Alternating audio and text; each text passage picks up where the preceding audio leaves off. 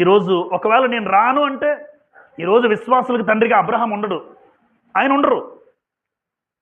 వచ్చాడు అంటే ఆయన జీవితంలో ఇది బంధువులు విడిచిపెట్టాలా, దేశాన్ని విడిచిపెట్టాలా, నా తండ్రిని విడిచిపెట్టాలా, కష్టమయ్యా, నేనైతే వెళ్ళను, మనమైతే వెళ్ళం, వాళ్ళతోనే ఉండాలని ఇష్టపడతాం. కానీ ఇన్ని త్యాగాలు చేశాడంటే ఇన్ని ఆటంకాలు ఎందుకు దేవుడు ఏర్పాటు చేశాడు?